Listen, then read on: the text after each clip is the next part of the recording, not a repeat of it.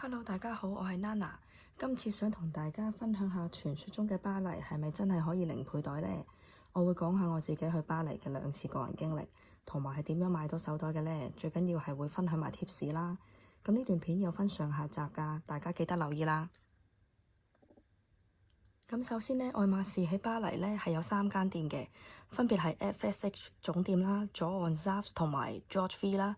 3間店入邊呢 George V 係最細嘅店嚟，但係因為佢係最近遊客區啦，所以人流都好多嘅。咁總店就唔使講啦，一定好多人去碰運氣啦，因為傳說中最大機會零配袋嘅店嚟㗎。咁而左岸店呢係最比較遠離市區，但係個店好大。設計仲好靚添，而且佢仲有個 cafe 可以飲咖啡，所以都好值得去朝聖下㗎。咁啲人成日講話去巴黎零配袋要網上預約 appointment，究竟係點玩法嘅呢？其實我第一次去同第二次去嘅時候呢，個 appointment 玩法已經有變㗎啦。第一次去嘅時候呢，佢淨係開放總店俾人做 appointment，而另外2間店呢係要自己一早去排隊攞籌嘅。咁個 appointment 呢係要前一日朝早10點半啦，去到夜晚7點巴黎嘅時間，你都可以入去佢個網站度登記你啲個人資料啦。咁就要填翻你譬如電話啊、護照啊、email 等等嘅資料，同埋最緊要咧係有一個你有效可以收 SMS 嘅電話號碼。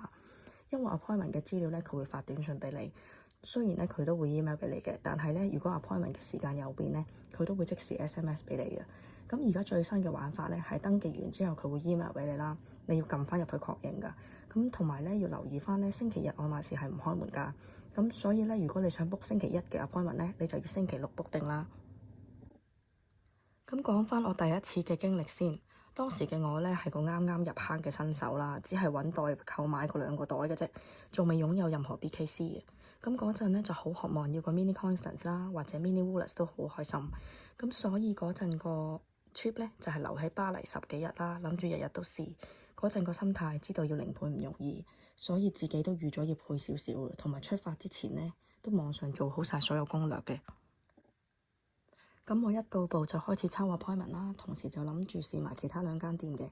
咁但係因為咧第一次去唔識另外2間店係點玩法啦，所以第2日晏晝嘅時候咧，我就 walk in 去咗 George V 店。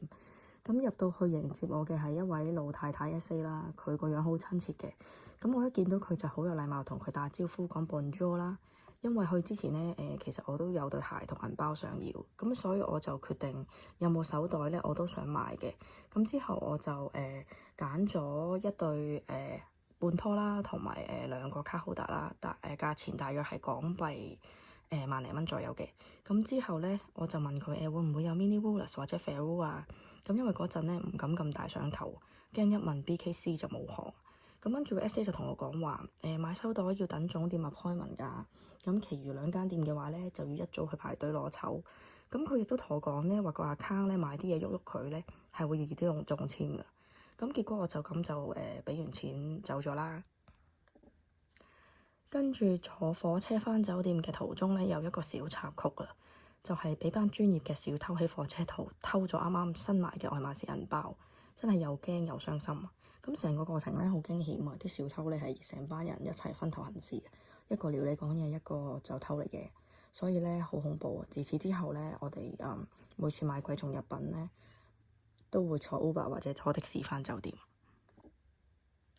咁跟住咧，第2日一早未開門之前咧15分鐘，咁我哋就去返 George V 店度排隊啦。去到已經見到條隊有10幾人。到我嘅時候咧，我係拎咗11點半嘅籌，咁我就喺附近蕩咗幾個圈啦，hea咗陣之後咧就11點半返去啦。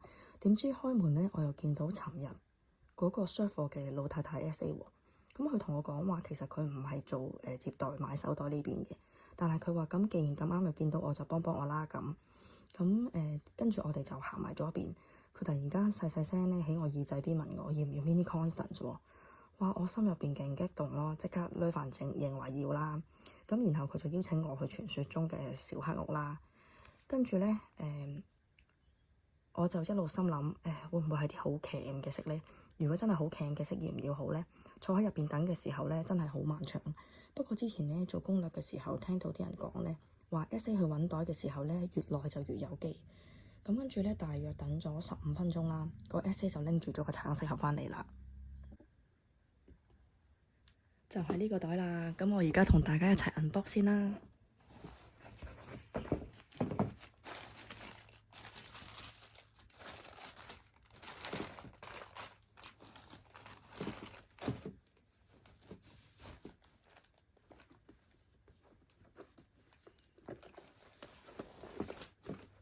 咁咧，因為其實呢個袋咧我已經用咗㗎啦，咁所以咧你見到上邊咧係綁咗條 Twilly 㗎啦，已經。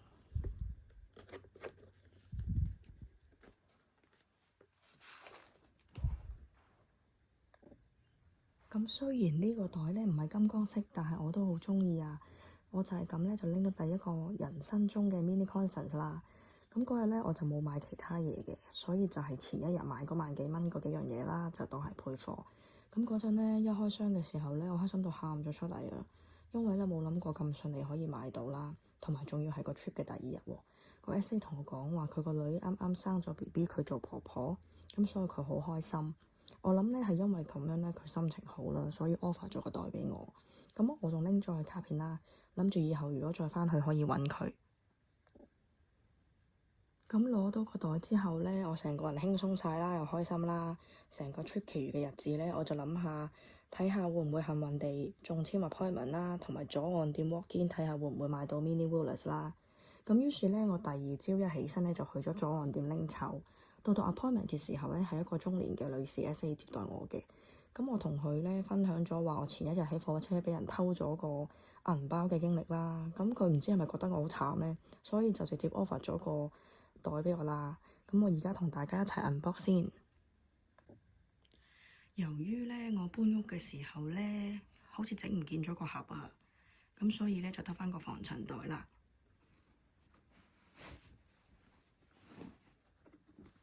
就係呢個 Mini Woolers 啦。咁呢個袋我都係用咗㗎啦，所以咧我都見到我係綁咗 Twilly 喺上邊㗎啦。咁我當時就係拎到呢個 Rosa Sari 色嘅 Mini Woolers 啦。呢個顏色咧我自己本身好中意嘅，一直心心念念想拎嘅。咁嗰日咧我買完個袋之後咧，就順便買翻咧前一日俾人偷個銀包啦。咁咧之後到俾錢嘅時候咧，發現原來個 appointment 個名咧唔係我嚟嘅喎。原來佢叫名嗰陣咧，因為個讀音好似我啦，我就以為係我啦。原來我唔小心去咗人哋個 appointment。不過咧，好彩個 SA 都話唔緊要，住俾個袋我。咁所以咧，今個 trip 咧就拎到兩個袋，我已經好滿足㗎啦。咁都唔會話再祈求再買到另一個袋啦。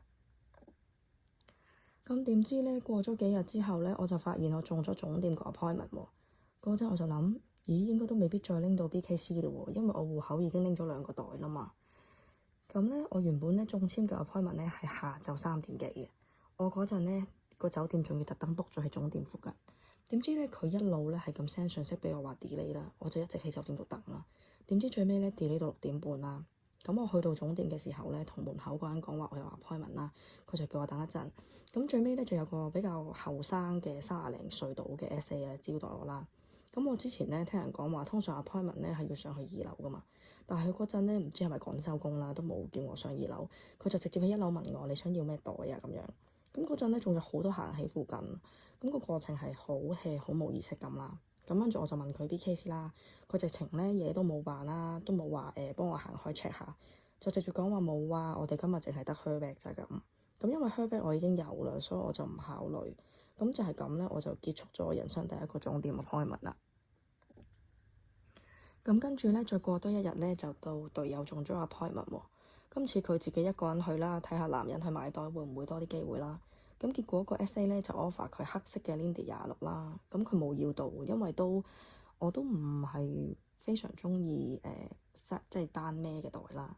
咁所以結果咧，即係我哋兩個人嘅總店 appointment 咧，都係買唔到袋嘅。咁咧講開 Lindy 26咧，其實我同佢已經遇過零配幾次，我都冇買到。咁因為我始終都係中意比較迷你嘅細袋多啲啦。咁有次喺泰國機場咧見到大象灰啦，另外有次喺韓國首爾係遇到金色，我冇買到㗎。咁咧因為當時呢兩個袋咧，其實佢都係擺喺個架上邊可以就咁賣嘅。咁同埋香港 SA 都有 offer，我冇環紙。不過我就覺得自己會好少用咯，所以我就冇買到啦。因為係咯，我而家咧因為湊小朋友咧，我都係會用 mini 同埋斜孭嘅袋多啲。好啦，今集就到呢度啦，下一集我就會講下我第2次去巴黎嘅經歷。大家如果想知道多啲資料呢，就 subscribe 同埋留意我下一段片啦，拜拜。